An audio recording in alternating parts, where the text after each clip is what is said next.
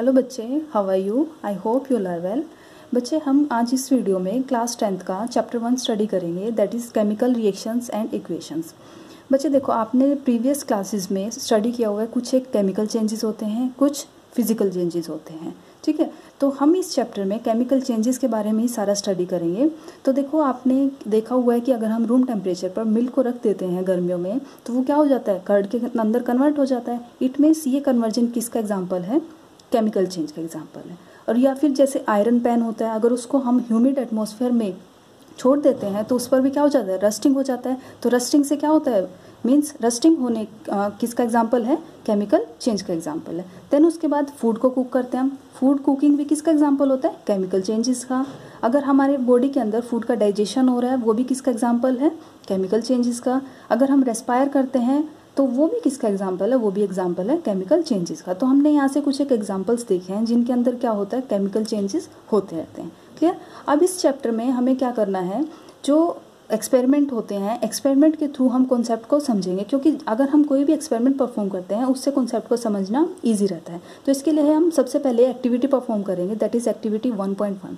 इस एक्टिविटी के अंदर क्या करना है आपको, देखो पिक्चर के थ्रू आपको क्या करना है, एक मैग्नीशियम का रिबन लेना है, दैट इज़ आपको उसको टोंग के साथ कैरी करना है। टोंग के साथ अगर आप उसको होल्ड करेंगे और फिर उसको क्या करना है, हमें एक बर्नर के पास लेकर जाना है और उसको बर्न करना है। तो जैसे हम बर्नर के पास उसको लेकर जाएंगे, बर्न करेंगे, तो वहाँ पर जैसे ही बर्न करेंगे तो वहाँ पर एक वाइट कलर की ऐश इकट्ठा हो जाएगी आपके एक बीकर में, मीन्स ग्लास के ऊपर एक जो ऐश है वो इकट्ठा हो जाएगी। अब आपको क्या नोट करना है, जो ऐश है, ऐश का कलर किस टाइप का होगा?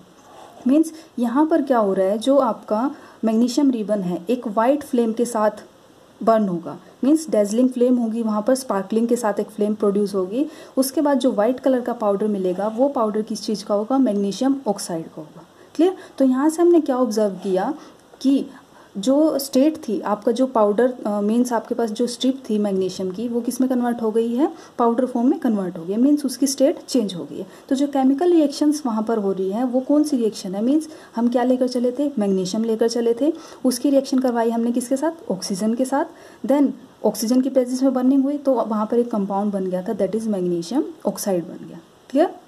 तो यहाँ से इस एक्टिविटी से हमने क्या ऑब्जर्व किया, एक टाइप का केमिकल चेंज हो रहा है जिसके अंदर क्या हो रहा है, एक स्टेट चेंज हो रहा है। मीन्स जो आप पहले मैग्नीशियम लेकर चले थे, दैट इज जो स्ट्रिप थी वो मेटल था, जो उसके ऑक्सीडेशन के बाद हमें क्या मिला? एक वाइट कलर का पाउडर मिला। क्लियर? अब इसके बाद सेकेंड एक्टिविटी आती है, दैट इज़ 1.2 एक्टिविटी है। इसके अंदर हमें क्या करना है, आपको जो बीकर है, यहाँ पर देखो बीकर है, इस बीकर में आपको क्या लेना है? डाइल्यूट सल्फ्यूरिक एसिड लेना है। डाइल्यूट सल्फ्यूरिक एसिड के अंदर आपको क्या डालना है? जिंक के ग्रैन्यूल्स डालने हैं। जिंक मेटल होता है, उसके छोटे छोटे टुकड़े डालने हैं, इसके अंदर पीसीस डालने हैं। देन उसके बाद हमें क्या करना है, इसको कॉर्क से कवर कर देना। जैसे हम इसको कॉर्क से कवर करते हैं तो वहाँ पर क्या होगा, एक रिएक्शन होगी। रिएक्शन के बाद वहाँ से क्या होगा, हाइड्रोजन गैस इवॉल्व होगी। और आपको पता है हाइड्रोजन गैस की टेस्टिंग कैसे करते हैं हम? पॉप साउंड के साथ वहाँ से हाइड्रोजन गैस रिलीज होती है। क्लियर? तो इस रिएक्शन के थ्रू हमने क्या देखा, मीन्स जो एक्टिविटी थी इसके थ्रू हमने क्या ऑब्जर्व किया कि यहाँ से जैसे ही हम जिंक ग्रैन्यूल्स को डाइल्यूट सल्फ्यूरिक एसिड के साथ मिलाते हैं तो वहाँ से हाइड्रोजन गैस का इवोल्यूशन होता है। ये हमारी ऑब्जर्वेशन थी। अब इसके पीछे रिएक्शन क्या रही होगी? रिएक्शन क्या है, इसके अंदर जो जिंक मेटल है वो डाइल्यूट सल्फ्यूरिक एसिड के साथ रिएक्ट करता है और वहाँ पर एक कंपाउंड बन जाता है, दैट इज जिंक सल्फेट। और मेन पॉइंट यहाँ पर क्या है कि वहाँ पर हाइड्रोजन गैस इवोल्व होगी। तो यहाँ इस रिएक्शन के थ्रू क्या देखा हमने कि एक रिएक्शन हो रही है, इस रिएक्शन में क्या हो रहा है? इवोल्यूशन ऑफ गैस हो रहा है। क्लियर? आई होप आपको इतना अच्छे से क्लियर हो गया होगा। देन इसके बाद आता है एक्टिविटी नंबर 1.3। इस एक्टिविटी के अंदर आपको क्या करना है, फर्स्ट स्टेप के अंदर आपको लेड नाइट्रेट का सोल्यूशन लेना है। उस लेड नाइट्रेट के सोल्यूशन में आपको क्या डालना है? पोटेशियम आयोडाइड का सोल्यूशन मिक्स करना है। अब आपको ऑब्जर्वेशन लेनी है कि किस टाइप से लेड नाइट्रेट के सोल्यूशन में और आपके जो पोटेशियम आयोडाइड का सोल्यूशन है, जैसे आप इनके बीच में रिएक्शन करवाते हो तो क्या हो जाता है, वहाँ पर एक कुछ कलर में चेंजेस मिलते हैं। मीन्स कलर में चेंजेस क्यों मिले हैं? क्योंकि लेड नाइट्रेट जैसे ही पोटेशियम आयोडाइड के साथ रिएक्शन देता है तो वहाँ पर एक कंपाउंड बन जाता है, that is potassium iodide. Potassium iodide के साथ रिएक्शन देने से यहाँ पर आपको क्या मिल रहा है, मीन्स पोटेशियम आयोडाइड की formation say that is yellow colour का सॉलिड का फॉर्मेशन होगा। मीन्स जो पोटेशियम आयोडाइड है उसका कलर किस टाइप का होगा? येलो कलर का होगा। तो ये क्यों हुआ? क्योंकि यहाँ पर क्या हुआ है? केमिकल रिएक्शन हुई है। क्लियर?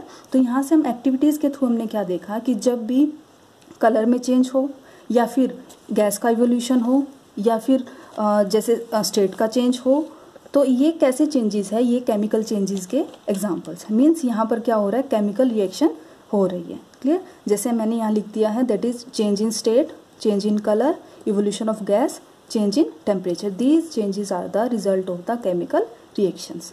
क्लियर। अब इसके बाद आता है, अब ये केमिकल रिएक्शन क्या होती है, हम बोले जा रहे हैं बार बार केमिकल रिएक्शन केमिकल रिएक्शन। अब ये केमिकल रिएक्शन होती क्या है, अब ये केमिकल रिएक्शन को हम डिफाइन करते हैं। Chemical reaction is a process in which one or more substances, that is reactants, are converted to one or more different substances, that is products.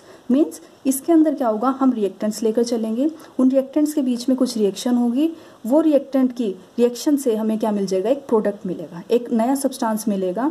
वो क्या बोलेंगे हम उसको, प्रोडक्ट्स बोलेंगे। या फिर इसको एक तरीके से और डिफाइन कर सकते हैं, means chemical reaction rearranges the constituents atoms of the reactant to create different substances as product. Means यहाँ पर केमिकल रिएक्शन के अंदर क्या होगा, रिएक्टेंट्स के एटम्स के बीच में कुछ रीअरेंजमेंट होगा, उन रीअरेंजमेंट से एक नया सब्सटेंस बनेगा जिसको हम बोलेंगे प्रोडक्ट।